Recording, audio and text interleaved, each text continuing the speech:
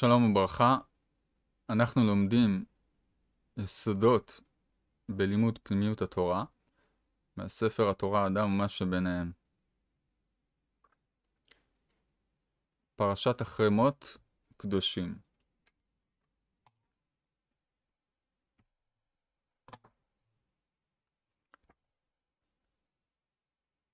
יסודות בלימוד פנימיות התורה. יש להבין את המושגים מוות וחיים בדרך של פנימיות התורה. החיים נובעים מהערה המתקבלת בכלי.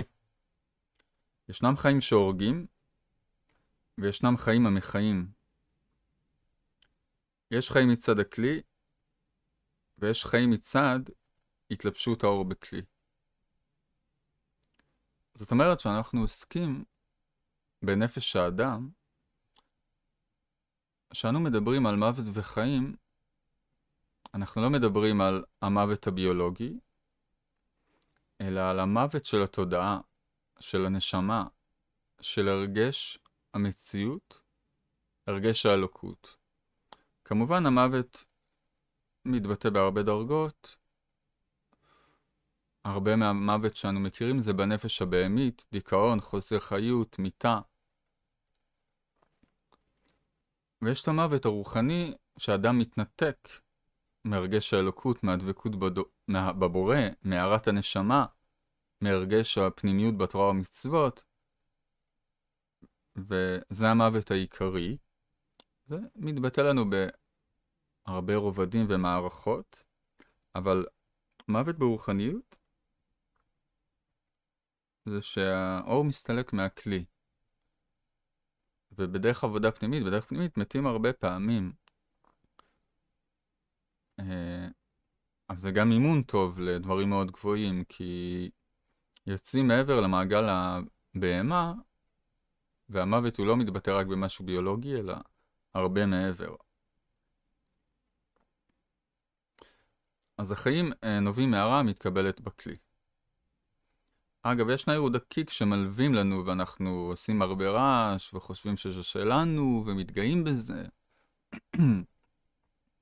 אבל ברגע שזה נלקח מאיתנו, בשלב מסוים, אם ירצה או לא, בקושי אנחנו עומדים על הרגליים. לכן ראוי להכין את עצמנו לרגעים האלה, להכין את עצמנו למוות. לא עוד 70 שנה. היום בדור המפותח הזה, עוד 7 דקות אתה מרגיש את המוות, כי אתה מרגיש רקני כבר מיד. בכל אופן, לענייננו, אומר הרב, ישנם חיים שהורגים וישנם חיים המחיים. עוד אומר, יש חיים מצד הכלי וצד התלבשות האור בכלי. זאת אומרת, יש את החיים שמחזיקים את הרגש הכלי, זאת אומרת, אני רעב, אני מרגיש את התיאבון, אני גם יכול לא להרגיש את התיאבון. ויש חיים של עצם הארוחה שממלאת לי את התיאבון. רק ברוחניות, הארוחה זה לא שניצל ובמבה, אלא מוחין אלוקיים. זה שאני משתוקק עליהם לא אומר שאני אקבל אותם, אבל אם אין לי השתוקקות, אני גם לא יכול לקבל אותם. אבל צריך גם השוואת הצורה, נדבר על זה בהמשך. אומר הרב, כל הערה היא נכונה, כל הנאה היא נכונה לכשעצמה. עצם ההנאה היא קיום מטרת הבריאה. עצם החיים הם קיום המטרה המתבטאת בלענות לנבראיו.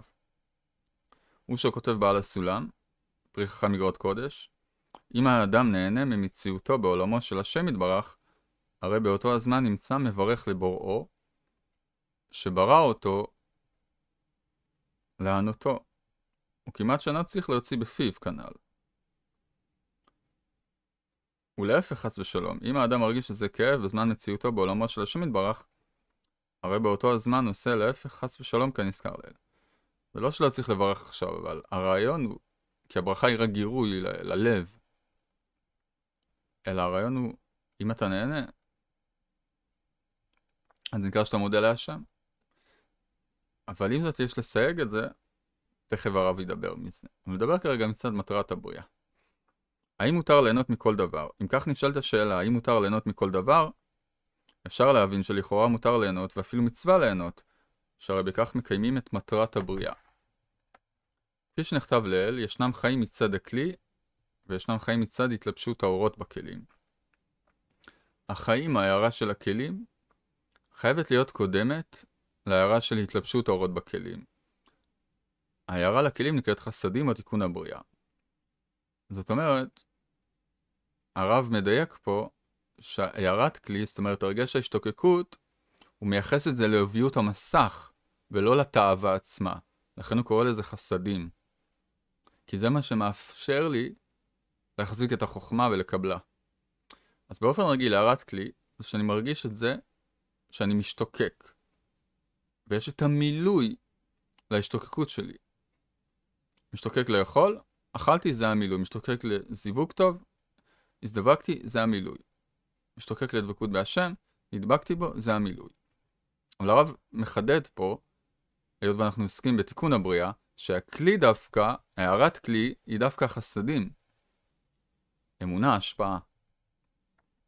אומר, הערה לכלים נקראת חסדים, או תיקון הבריאה. תיקון הבריאה קודם למטרת הבריאה. כן, גדולה הכנסת האורחים מהקבלת פני שכינה נאמר. מי שמבקש לחיות טרם שמוכשר לחיות, הוא בבחינת אוכלו פגה. פגה פירושו בוסר. הוא שנכתב על אדם הראשון שאכל מעץ הדת טרם היותו מוכשר לכך. זה כל חטאו של אדם הראשון. בקשת מטרת הבריאה לפני תיקון הבריאה. כן, זאת אומרת, זה כמו אדם שיש לו מחלת מעיים. עכשיו, אם הוא אוכל, התענוג הזה הורג אותו לגמרי. כי הוא לא יכול לעכל את האוכל. האמונה, החסדים, זה כוח העיכול של האדם. אני מדבר ברוחניות, זה רק משל. זה לא אומר שאם אין לי חסדים, יהיו לי בעיות עיכול. אבל אם לא יהיו לי נוגדי חמצון מתאימים, אז יכול להיות שכן יהיו לי בעיות עיכול. אז זה רק הדמיה. זה לא הנושא, אבל אני בכל זאת אדגיש את זה, שאין קשר בין סיבה ותוצאה, של סיבה ותוצאה בין הרוח לגשם, כמו שהרבה מוכרים בקורסים של בריאות התודעה. זה עבודה זרה, זה נקרא הקרבת בנו למולך. דיברנו מהפרשת שבוע, שאני מקריב את הרוחניות בשביל הגשמיות. אבל כן יש קשר של הדמיה. איפה הקשר הישיר? אנחנו לא יודעים. אחרת מי שהיה יותר גבוה רוחני. אנחנו כן יודעים מה הקשר של הגירוי הכי טוב לנשמה, וזה בדיוק מה שחכמים וצדיקים ומקובלים תקנו לנו מנהגים מסוימים או פעולות מסוימות שמגרות את הנשמה בצורה טובה מאוד. אבל הקשר הוא לא של סיבה ותוצאה. אם אדם חולה זה לא אומר שהוא חולה רוחנית. אבל זה כן אימון מהבורא, ולפעמים יש אימונים קשים, מאוד קשים אפילו, בגשמיות ממש. אין הרבה תענוג בגשמיות, אבל סבל יכול להיות. למרות שבסוף, מה שאנחנו סובלים בגשמי, זה רק בגלל שזה מגרה בנו משהו נפשי, כי הכל בנפש. בכל אופן, אז אדם שיש לו כוח עיכול לא תקין, אז אם הוא אוכל, זה נהפך לו לרע, זה מסוכן. אז הוא לא יכול ליהנות. אז אותו דבר זה היה משל, וזה צריך כוח חסדים, שזה מה שמאפשר להקל את החוכמה. מהם החיים האמיתיים בזמן תיקון? הכשרת הכלי הרדיפה המתמדת אחר האמת ולא אחר ההנאה. מה זה אמת? אז סתם חשבתי על זה בשבת, האמת מתחילה באלף, יש במם שזה כמו באמצע ותף שזה הסוף. אז האמת זה כמו קו אמצעי, זה מה שמאחד ומחבר הכל. מצד שני כתוב, תשליך אמת ארצה, שהאמת זה מידת הדין. אז איך זה מסתדר עם מה שאני אומר? אלא יש אמת של המטרה ויש אמת של הזמן תיקון. אז כתוב, תיתן אמת ליעקב, חסד לאברהם. אז ויעקב באמת קו אמצעי, זה מסתדר לי. אז האמת זה קודם כל מה שמביא אותי למטרה, וקו אמצעי באמת, כי זה מחבר את הכל.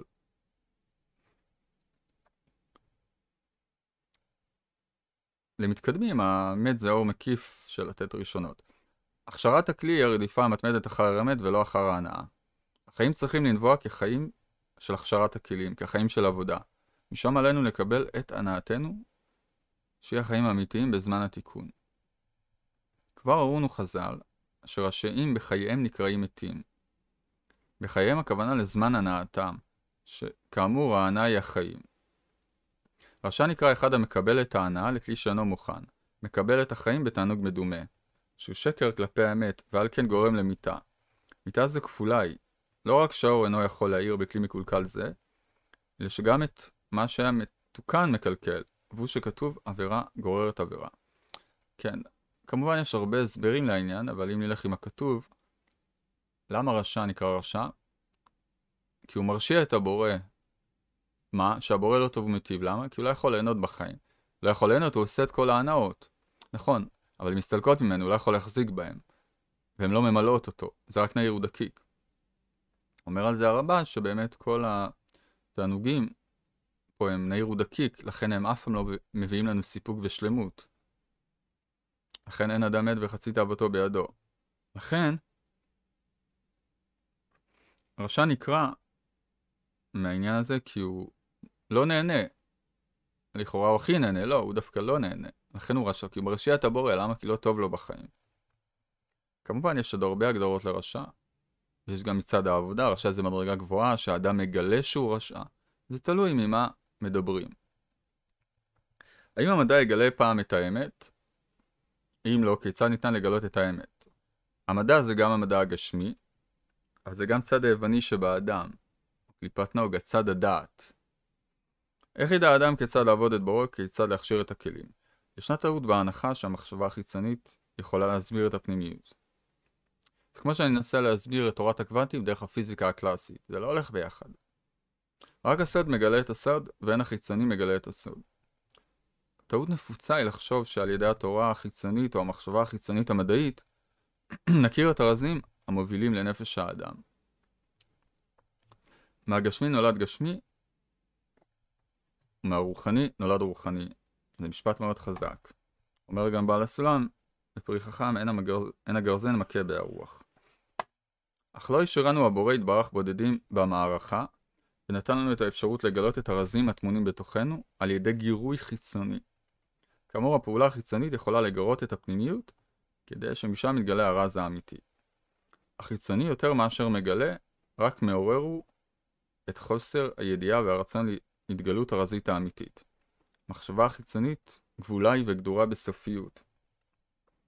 בעוד שהמחשבה הרזית, הפנימית, חסרת גבול. היא ומגיעה עד הנשגב מכל. אל תוך תוכו של הסוד הקיומי המצוי בפנימיות הקיום בפנימיות האדם.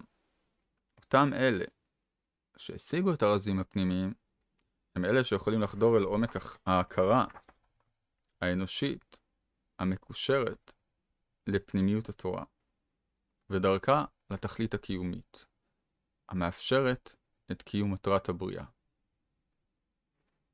בפנימיות מקור החיים. אנו חייבים להסתמך על אותם אלה שחדרו למקור החיים, ולשאול מהם את לשד החיים הנצחיים, המגלים הופעתם בתורתנו הקדושה. שואל, האם נצרכת עבודה נפשית לצורך הכרה פנימית? טרם יתקשר אדם לדבר אמיתי, עליו להסכים למות. יותר ממה שאדם צריך ללמוד לחיות, עליו ללמוד למות. המוות הינו עיבוד האני הכוזב, המוכנות לוותר על ההנאה, המופיעה בכלי של רשע, בכלי של האנוכיות, של הצרות הבלתי נסבלת של הקיום. קשה היא כמוות. אם אדם לא ילמד להתבטא לאותם שחדרו לפנימיות, לאותם אלו המהלכים ברזי התורה כבשלהם, אין לו שום סיכוי לתקן עצמו, מוות הרשע שבאדם מתחיל את חיות הצדיק שבו. כן, זאת אומרת, מוות על דרך העבודה, זה היכולת לוותר על התענוג המורגש החיצוני. למשל, אדם רוצה ללמוד או לראות סדרה במטפליקס. הוא יודע שהסדרה לא ממלאת אותו, אבל אנחנו בקטע של ספירות, לא סדרות. ומצד שני, או קצת סדרות, לא הרבה, שיהיה בעיקר ספירות. אבל מצד שני, היא לא ממלאת אותו, היא עוזרת לו לברוח מעצמו, או לשכוח את הבעיות. אבל זה עדיין לא ממלא אותו. מצד שני, לבוא לשבת לפתוח ספר, מרגיש ממש מוות, סבל, כואב הראש, נרדם, לא מצליח. זה דוגמה רק. צריך ללמוד להעמית את האני הכוזב שלו, את החיצוניות, ולהתחבר פנימה. ב-level יותר גדול, לצאת מאהבה עצמית, מאנוכיות, מפרטיות, ולבוא לאהבת חברים, אהבת הזולת, אהבת הבריות, השפעה על הכלל.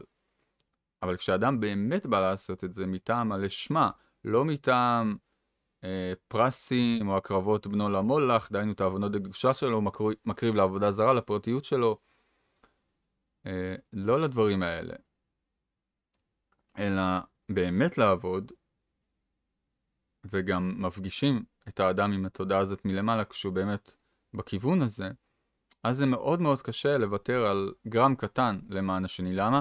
כי אתה לא עושה את זה כדי לקבל. או לפחות אתה מבין שזה לא הכיוון, ואז זה מאוד מאוד קשה. אבל שם ההתקדמות האמיתית. כל עוד זה אהבה תלויה בדבר הזה בתוך עצמך.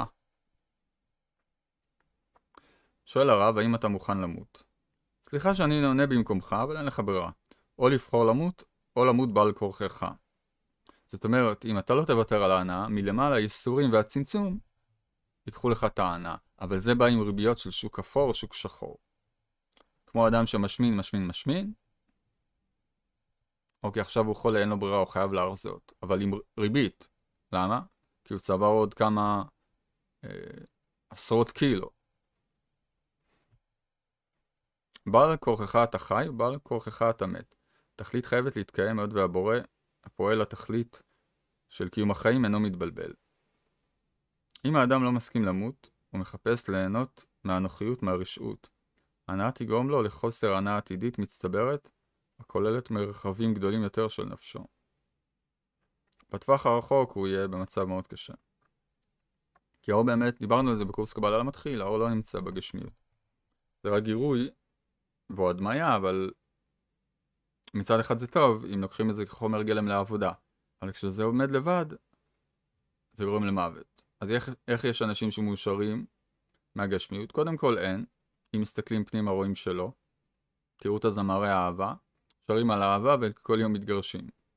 כמו כן, האדם משחק הרבה פעמים משחק חיצוני.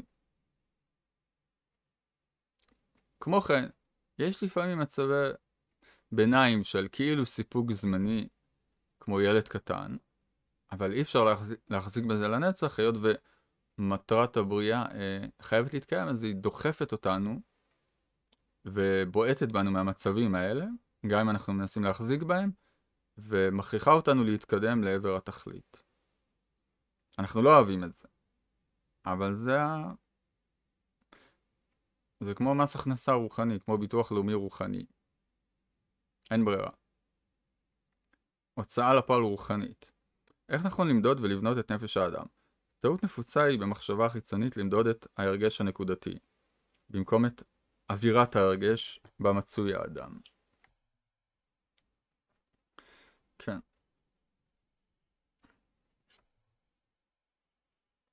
זאת אומרת, אני לא בודק לפי פרט, או פעם אחת, או רגע אחד, אני חייב להסתכל על התמונה הכללית יותר.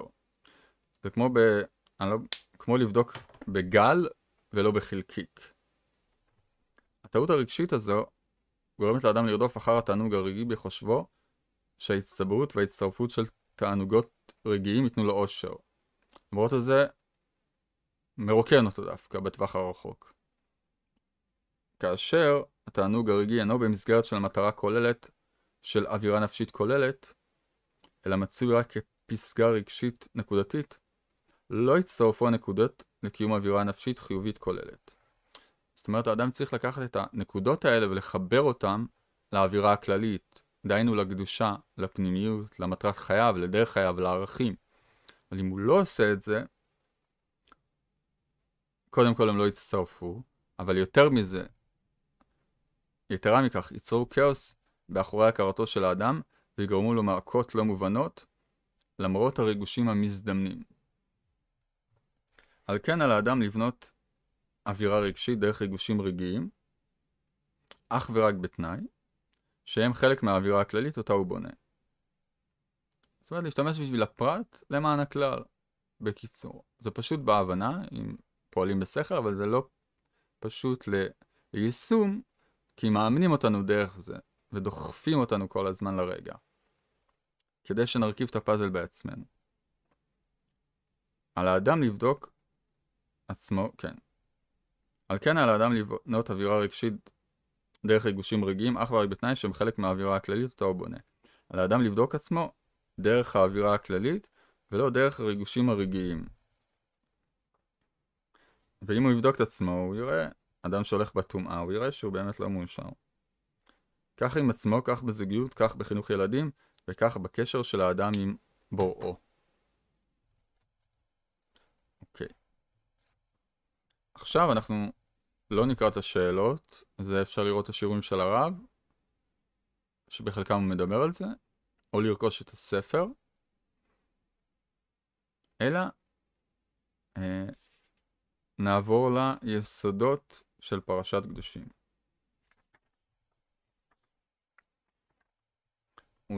אולי כן נגיד,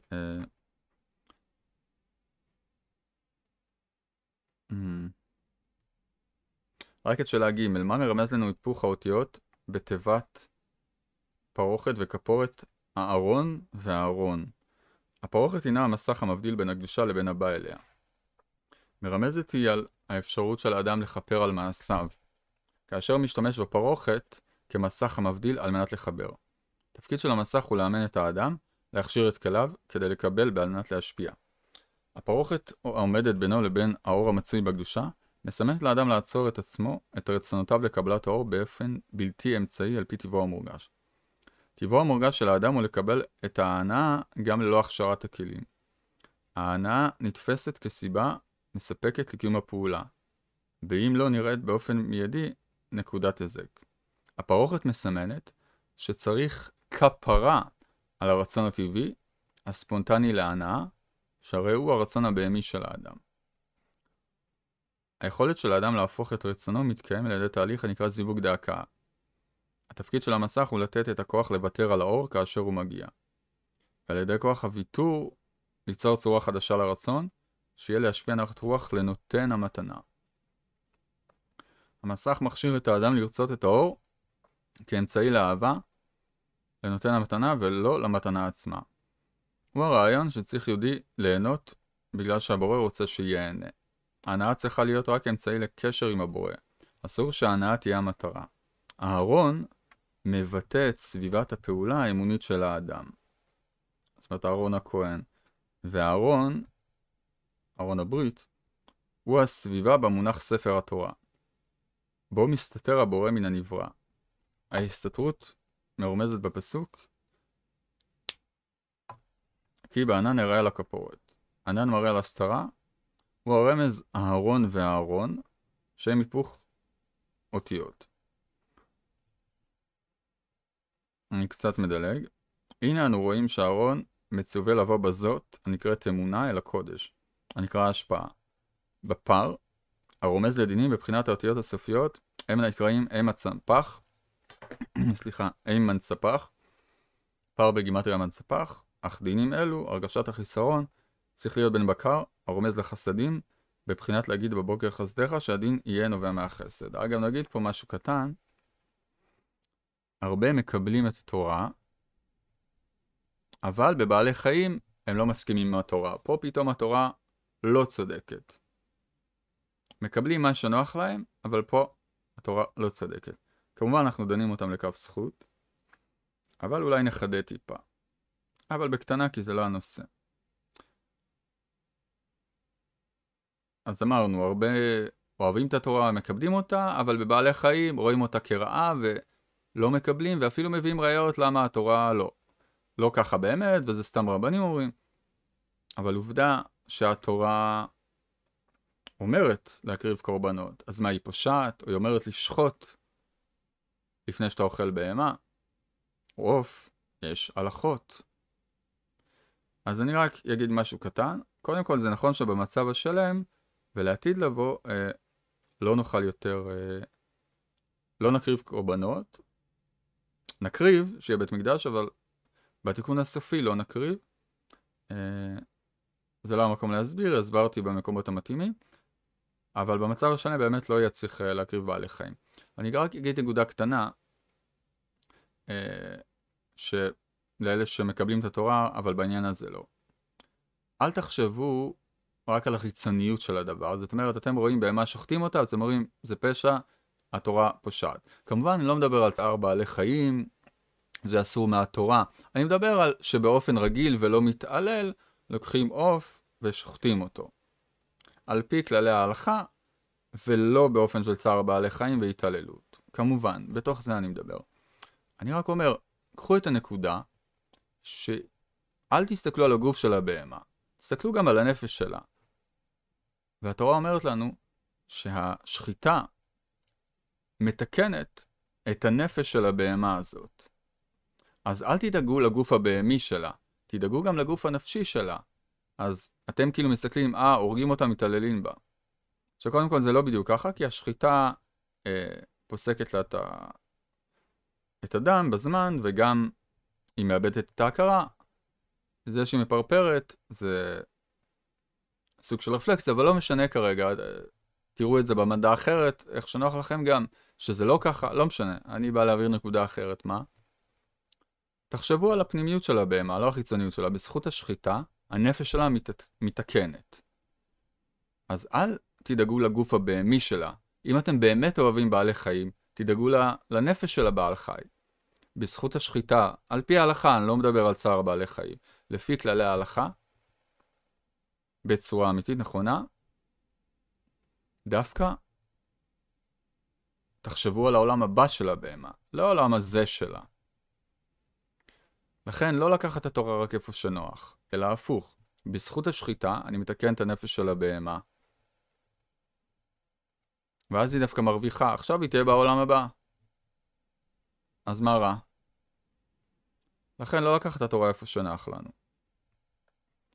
כמובן, יש עניין לא להרבות באכילת בשר, זה לא הנושא שאני רוצה לדבר עליו, אלא אם כן האדם צריך את זה מטעם בריאותי.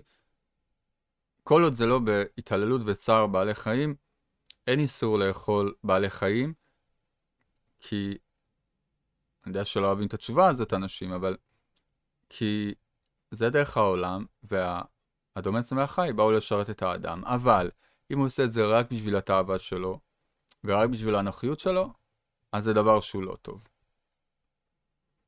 ואם זאת התורה מתחשבת גם במצב של האנושות. אבל לעתיד לבוא באמת, זה לא יהיה יותר. כרגע זה חלק מהבירור והתיקון.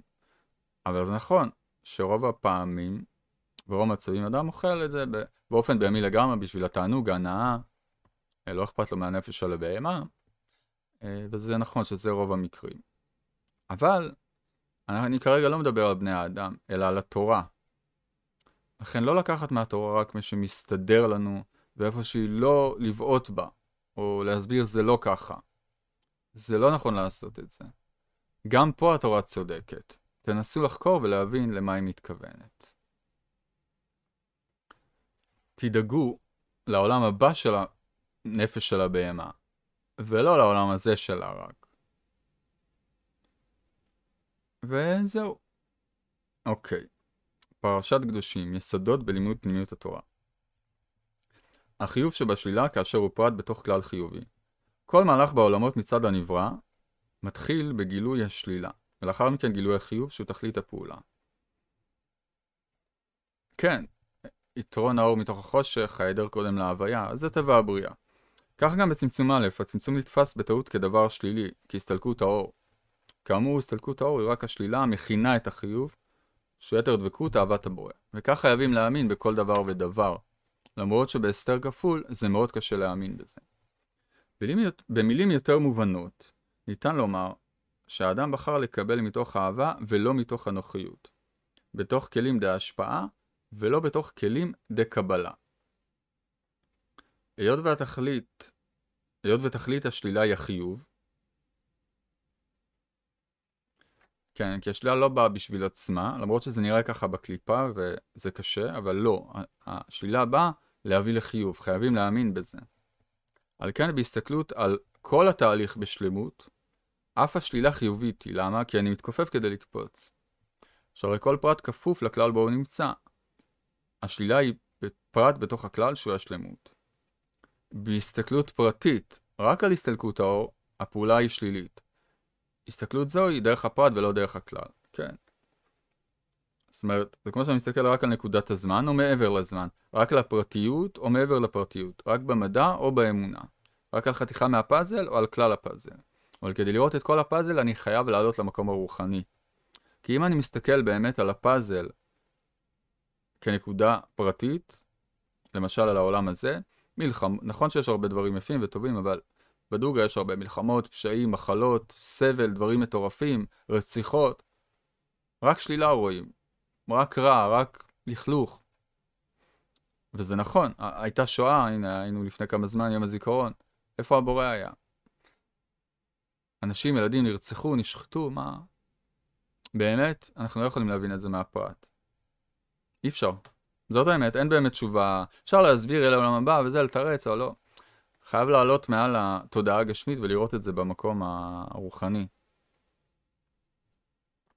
אבל כדי לעשות את זה צריך להיות בהשוואת הצורה לרוחניות, וזה דורש עבודה. אז זה גם בא כדי לדחוף אותנו לראות מעבר לחומר. היסורים הם כמו חברת ביטוח של הבורא. זה מכריח אותנו לחפש את התשובה במקום אחר. איך להתייחס לשלילה בחיים? מהמובא לאל ניתן להשליך הבנה על כל השלילה במציאות, שכולה חיובית בתנאי שהיא במסגרת השלם. אם נדע לייחס כל פעולה, אף אם היא חלקית לשלם, נהיה שלמים. שזה משהו תודעתי בנשמה שצריך לעשות. זה לא קל, אבל זו העבודה הנצרכת. יותר מכך שעיקר הבעיה שלנו היא בהסתכלות חלקית. כמו שבעל הסולם אומר שהמקור לכל המכאובים האסורים שאנחנו לא מבינים את השגחת הבורא. תפקיד התורה ללמד אותנו את השגחת הבורא על בריאותיו. משימתנו היא לשפר את צורת ההסתכלות ולא את המציאות. עלינו לראות כל פרט רק ביחס לכלל. כל חלק מהפאזל ביחס לפאזל הכללי. כאשר אני לוקח את ידי אחורה, כדי להטיל את הכידון קדימה, גם פעולת לקיחת היד אחורה היא חיובית. אם הייתי יוצר את סרט הסתכלותי על המציאות בדיוק בעת היות היד אחורה, הייתי אומר שלקיחת היד אחורה היא שלילית, היות שהיא מנוגדת למטרה של השלכת הכידון קדימה. בהסתכלות על כל המהלך, ודאי שחיובית היא. תפקיד התורה הפנימיות לאפשר לנו לראות במבט התורה והאמת את המציאות, ולא לראות בצורה טכנית. לאט לאט זה, הנפש רואה את זה בצורה הזאת. הנפש מתפעלת בצורה הזאת, הנפש משתנה. האם ניתן להסיק שאין שלילה בעולם? לא כל שלילה באה לטובת הכלל. ישנה שלילה המנסה להזין את עצמה. זאת אומרת, מבחינתנו, אנחנו צריכים להבין, וזה חשוב כדי לא ליפול לקליפת הימין, שיש שלילה שהיא לא באה לכלל, שאנחנו צריכים לראות אותה כדבר פסול. כי השלילה באה להזין את עצמה. מאחורי הקלעים, הכל המטרה. אבל מצד ההסתכלות שלנו, אנחנו חייבים להפריד בין הטוב לרע. הפרט לא בא לשרת את עצמו, אלא את הכלל ממנו הוא נובע. בלשון בעל הסולם, אין החמור בא לשרת חמורים בני גילו. מהו הכלל של האדם בעולמו? הדבקות בבורא. זה הכלל של החיים שלנו. אם ישנן פעולות שלא תורמות לכלל, הן שליליות. כאשר האדם אומר, מה יצא לי מזה, הוא מתכוון מה הפרט ירוויח. מה השלילה תרוויח. על כן, כל הסתכלות כזו שלילית היא. לכן כל העבודה שלא לשמה בצורה מאוד גסה בחיצוניות התורה, היא דבר לא טוב, כי זה כמו שלילה שמזינה את עצמה. כל עבודת השם היא רק כמה עולם הבא יהיה לי, כמה בריאות גשמית תהיה לי. הכל מסחר מאוד מאוד חיצוני, ושוכחים לגמרי מהלשמה. עכשיו, אני גם הייתי תלמיד ישיבה, הייתי בחיצוניות שהייתי צעיר, לא שאני, גם בלי זה הייתי מבין את זה, אבל הייתי ממש בבשר, זאת אומרת, אני מבין איך ואנחנו מבינים, כי אנחנו גם חיים פה, איך זה עובד, איך הראש עובד, הכל חשבונאות, הכל חיצוניות. אז מותר טיפה להתחיל בלא לשמה, אבל זה נהפך למטרה בדור הזה. ואומר רבי שמעון בר יוחאי, אדמת ההילולה שלו, תיקון למד, נתיב תנינה, דברים חמורים על זה. עכשיו, זה לא אומר שאנחנו משפיעים, אבל לפחות אם אנחנו יודעים לאן להתכוונן, אז זה כבר מצוין, אנחנו בכיוון. ולאט לאט פרוטה ופרוטה מצטרפת. אבל אם הפרוטה היא פרודה, היא לא תצטרף. חייב להבין את זה. לכן, מה אני ארוויח כדי לשרת עם רווח הזה טוב יותר את הכלל? זו שאלה חיובית, זה בונה אדם. אוקיי, כאן סיים הרב את היסודות. אולי נגיד עוד נקודה קטנה.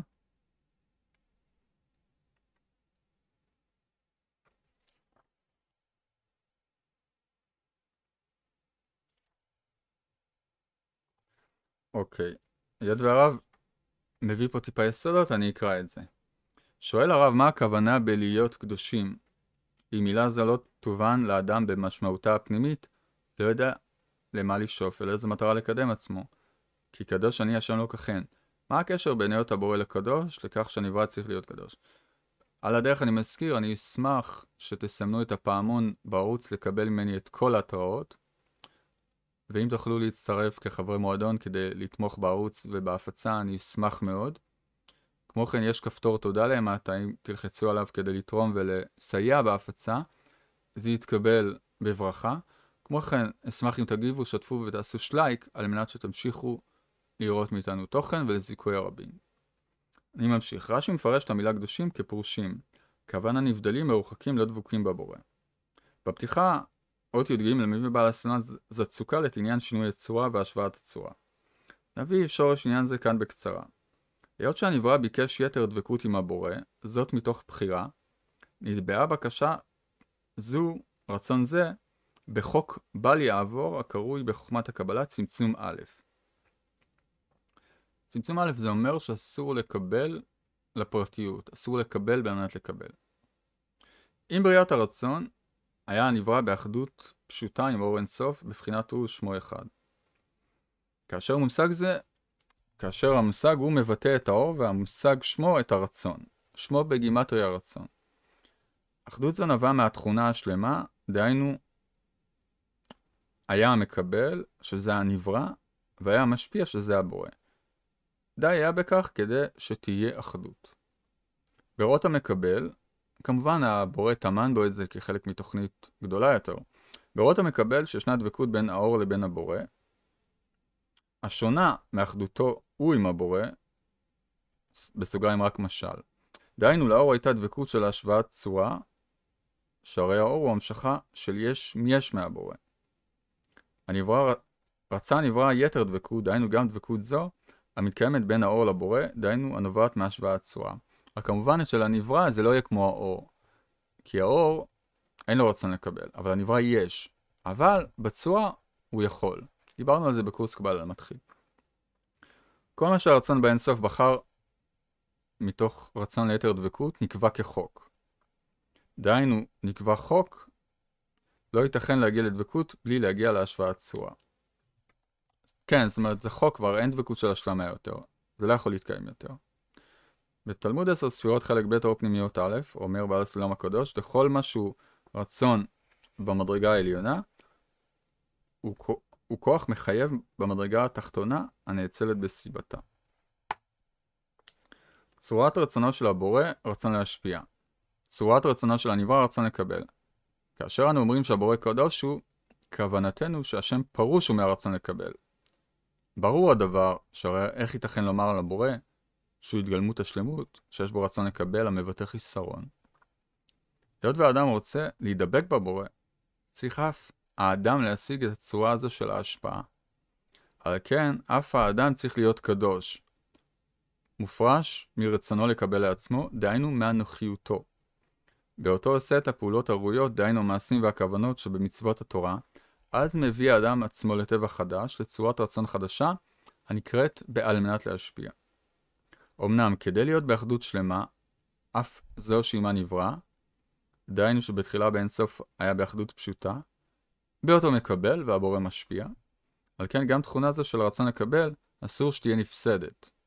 שאחרת לא יגיע הנברא חס ושלום למטרת הבריאה של היטיב לנבראיו. כן, הוא צריך גם את הרצון לקבל, עם צורה של ההשפעה. הבריאה לא מתבטלת. על כן, לאחר שקנה הנברא טבע חדש של הרצון להשפיע, צריך להשתמש עם רצונו לקבל, אך בהשפעה. דיברנו על זה בקורס הפתח לספר הזוהר, מה ההבדל בין היהדות לכל תורות העולם, כדאי מאוד לראות את זה שמה. כי כל תורה, כל שיטה, יש לה את צורת התיקון שהיא חושבת. נגיד במזרח הם רוצים להיות האור ממש, כמו יש מי יש, שזה בלתי אפשרי כמובן. כי הם נבראים וזה עבודה זרה, כי אתה לא יכול להיות הבורא. וכן על דרך זה הסברנו את זה שמה, כדאי מאוד לראות באמת קורס אחד הטובים. אולי בהמשך יהיה לזה המשך.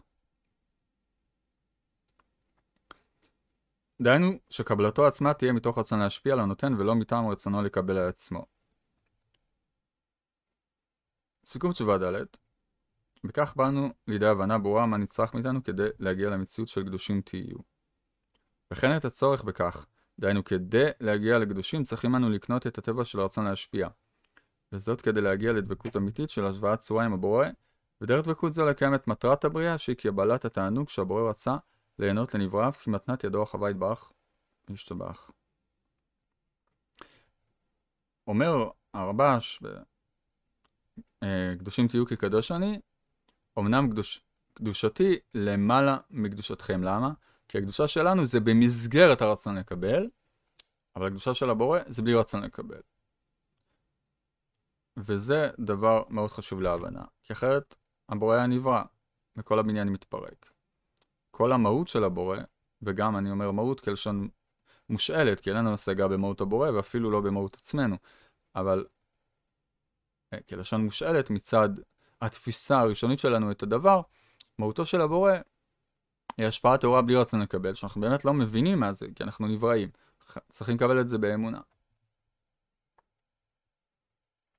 אוקיי, אולי יש פה עוד משהו? טוב, דבר אחרון.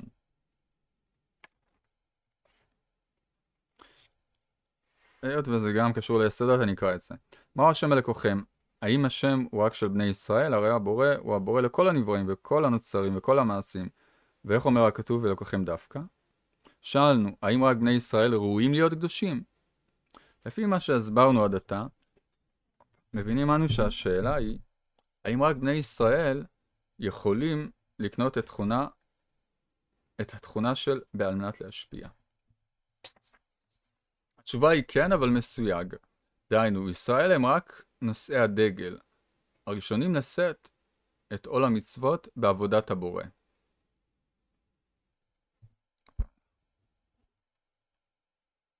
לאחר שיכשירו את העולם להזדככות מסוימת, עד כדי שתוכרע הכף של מאזני כל העולם לצד זכות, ולא לצד האנוכיות, אז יכלו כל בני העולם להגיע למדרגת נעשה ונשמע. דיברנו על זה במאמר שפורו של משיח, ובקורס קבלה מתחיל שיעור ג' ד', כדאי לראות את זה שם.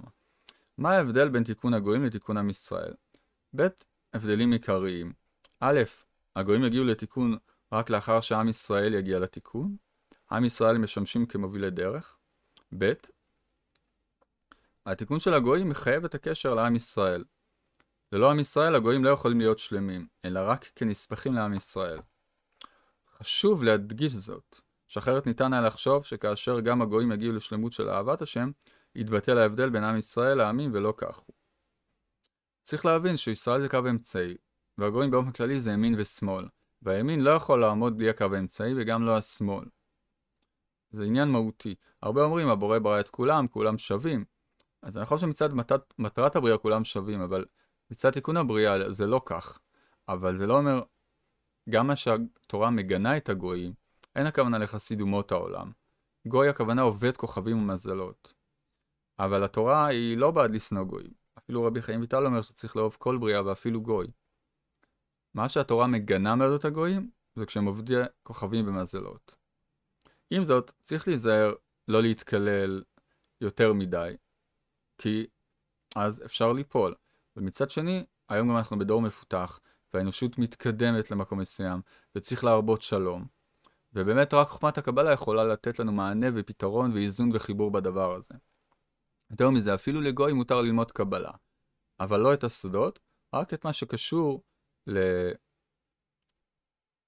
ליראת הרוממות, 7 מצוות בני נוח, תמיכה בישראל, זה מותר. גם אומר את זה התנא דבי אליהו, דהיינו אליהו הנביא. אבל כמובן רק אם הוא מבטל עבודה זרה. אבל כל זה גם נאמר על הגוי שבתוכנו, לא רק על הגוי בחוץ. שצריך להבין שהרצונות החיצוניים שלנו, בלי ישראל אין להם תקנה. והוא מה שאומר רבי אלעזר בן רבי שמעון, שכל העולם נכנסים בדבר הערבות בעניין עבודת הבורא. שהרי הוא מדבר לעתיד לבוא כפי הכתוב, והיה השם למלך על כל הארץ, ודייק ביום ההוא, לא לפני זה. לפי הכתוב, כי מלאה הארץ דע את השם וגומר, ונערו אליו כל הגויים ועוד. בית המקדש שייך לכולם. בפנימיות, הארץ מובן כרצון. דהיינו שביום ההוא עתיד לבוא, כל רצונותיו של האדם, אף האחורים ביותר, אף החזיר שבו יהפכו להיות קדושים. יוכל האדם לאכול בסעודת משיח, בסעודת לוויתן. כמובן לא מדובר על לוויתן גשמי,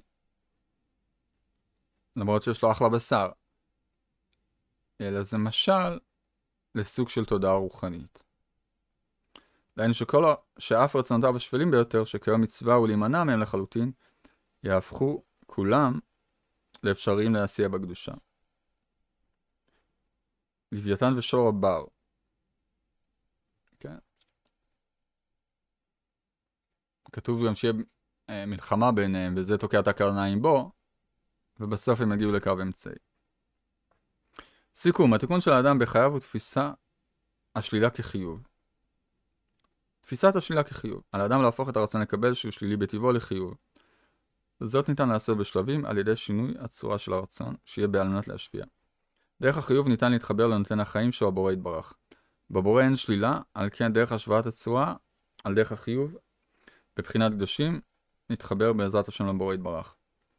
אומה ישראלית היא זו שאמורה להוביל את מהלך התיקון לגבי כל האנושות, אבל הם לא יכולים לעשות את זה בדרך של שנאה וחיצוניות התורה, ופרטיות ועבודה חיצונית. רק פנימיות התורה יכולה לעזור בעניין הזה, אין שום תקנה אחרת, חשוב להבין את זה.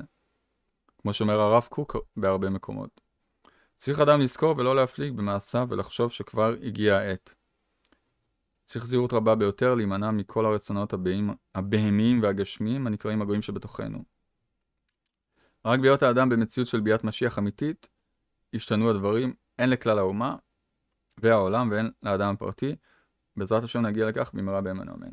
ובאמת, כל פעם שעוסקים בפנימיות התורה, וזה לא רק לימוד טכני ולא רק עשייה חיצונית, אלא באווירה של הפנימיות, שזה הלימוד, זה ההשקפה, זה מעשים, זה אהבת חברים, אהבת ישראל, אהבת הבריות, אבל לא רק במעשה החיצוני, אלא עם הכוונה הפנימית, שזה מקבלים על ידי לימוד חוכמת הנסתר, פנימיות התורה, חוכמת הקבלה, אז מושכים אור מקיף לכל העולם, שמעורר אותם. וככל שעושים עבודה פנימית יותר, לאט זה משפיע יותר ויותר. בעזרת השם נעשה ונצליח, ונעלה מעלה, ונזכה ליתרון האור מתוך החושך. אמן ואמן. כן יהי רצון.